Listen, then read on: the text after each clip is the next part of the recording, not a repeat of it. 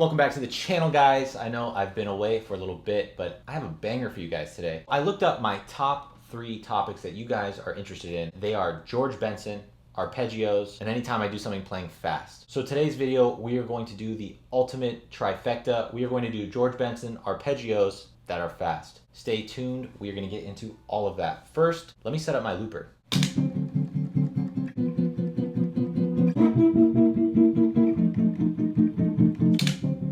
Okay, so what is a double arpeggio? What I'm calling here Benson's double arpeggios is really making a concept out of the fact that when George Benson is playing ascending arpeggios, a lot of the time he's using 2 different arpeggios and then combining them one after the other.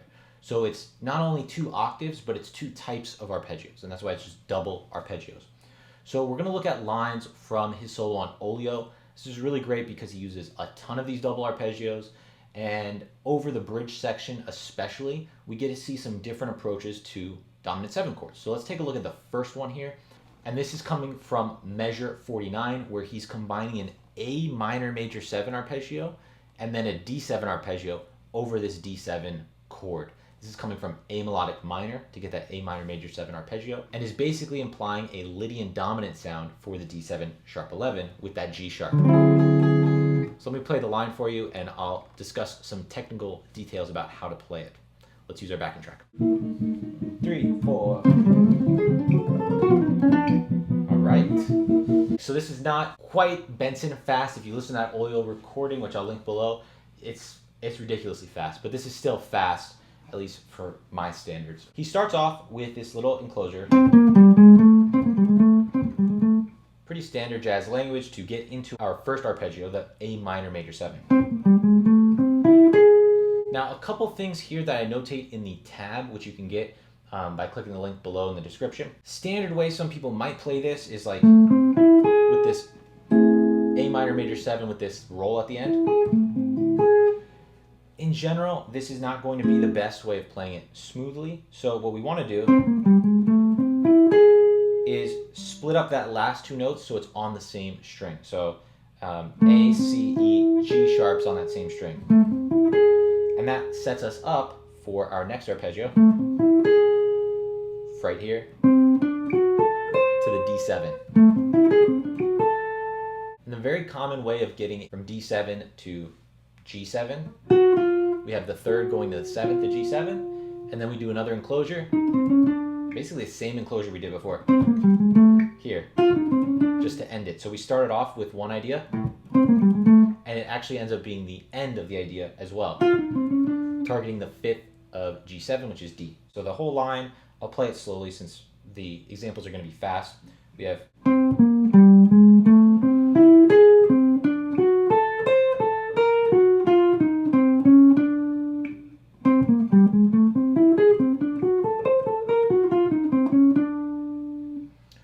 let's take a look at our second arpeggio, which is very similar to this one in the general shape of it and the notes that he's targeting. Think about it as a different variation on the one we just did, but he uses a different arpeggio instead of D7. We start off, we have a 2-beat rest, we play our A minor major 7 arpeggio, 1, 2. Then instead of going to D7, he goes to C major 7, C major 7 sharp 5. One thing that's very characteristic here of these Benson arpeggios, which you need to get used to, is he has bigger stretches between notes. And there's a couple things here with this one that are worth pointing out, especially again on the picking side and the technical side. So we start off with the A minor major 7, C major 7 sharp 5. We play that G sharp on the G string first, and then we do down on the C. Then we play the same note, the G sharp, not on the G string, but on the B string, because that gives us the up pick. I talk about this a lot. I have videos on this if you guys want to check those out. But it's worth noting that we play the same note in 2 different spots to adjust our picking. So again, A minor major 7, C major 7 sharp 5, big stretch. Now we're on G7, so he hits F natural, and then again targeting the D over G7. So it's 1, 2. Let me play the whole line with the backing track so you can get the context of it. All right, so hopefully you can see how he's still making use of that A minor major 7 arpeggio shape, but you have different options. You can use D7 arpeggio or also C major 7 sharp 5, and then ending with that enclosure or targeting of the D. For this third example, this comes from measure 177 in the solo, so it's a little bit later. Again, on the bridge section, so far these first three, we're looking at just the start of the bridge with D7 and G7. He seems to really like to start off with these double arpeggios. This one, though, he uses some different arpeggios. And we're going to look at the G7 part this time, although the line starts on D7. So I'll start with the D7 and then get into the G7 and talk about the arpeggio he uses. See if you can pick it out. I'm going to play it first and see if you can hear what kind of arpeggios he's using over the G7 portion. 2, 3, 4. Did you hear what he's doing? If not, I will go over it right now. Over the D7, just to cover that, really standard Benson ideas, descending. These kind of 4 notes per string, even notes per string. Next 4. Here we don't have 4 notes, so we do a pull off. And then, okay, starting on this B when we're on G7, he's playing a B minor 7 arpeggio and then a G major 7 arpeggio. Now this is kind of weird, right? Why are we playing F sharps over G7? Now there's a few explanations here. I think the simplest way to think about it is that in a sense he's still thinking D7. He's still playing over this as if it's D7. It's super fast. It's very hard to tell each exact transition, and it still sounds good to delay the resolution of G7 and still have F sharps until he plays this last F to end it. So that might be one way of thinking through it. Another way relates to the diminished arpeggios and diminished triads for dominant chords.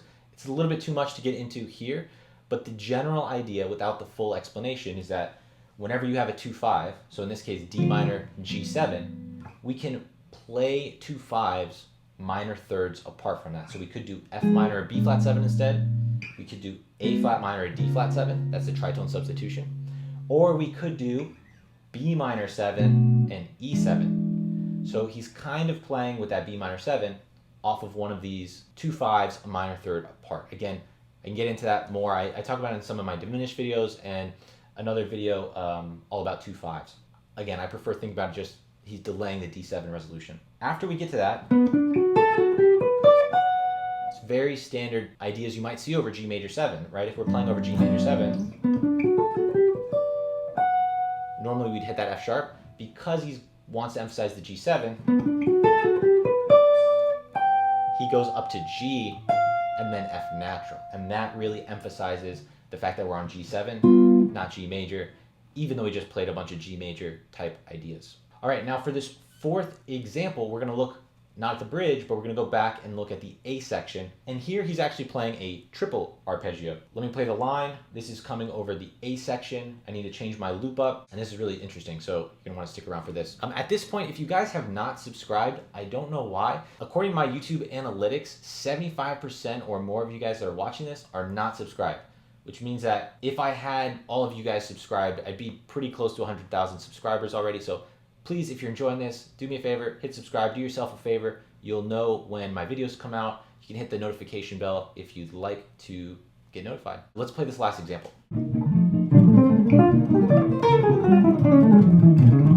Let's break it down. So starting off right on the A section here, we have a D minor 7 arpeggio, B flat major 7 arpeggio, E flat major 7 arpeggio, and then we continue the line.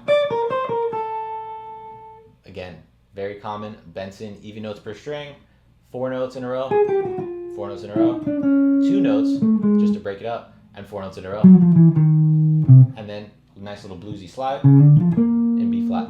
What I don't want you guys to do is analyze this like chord by chord. The overall thing, what happens with rhythm changes a lot, especially on fast A sections like this, is most of the time guys are just thinking B flat key center, and then maybe on some sections like the dominant, the 5 chord. And I think that's what Benson is doing here. So D minor 7 is B flat major is obviously B flat major. On the E flat major 7, you could still think about it like B flat major.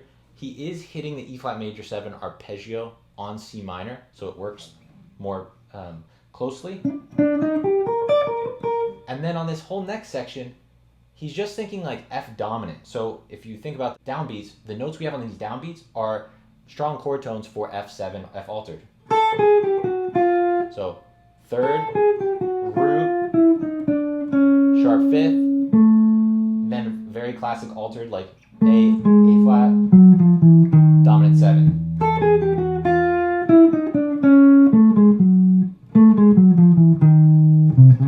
And then ending with B flat triad, even though it's F minor at this point.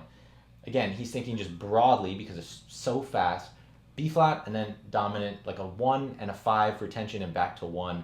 Then he gets the bridge, you do other things. If you guys want to check out more, you can check out videos here of Benson or videos over here for arpeggios. And check out the link below for the 7-day free trial of Chase's Guitar Academy. I get into more George Benson arpeggios there and a whole bunch of other lessons. So I'll see you guys in the next video. Thanks. Make sure you hit subscribe, please. I appreciate it. Thank you.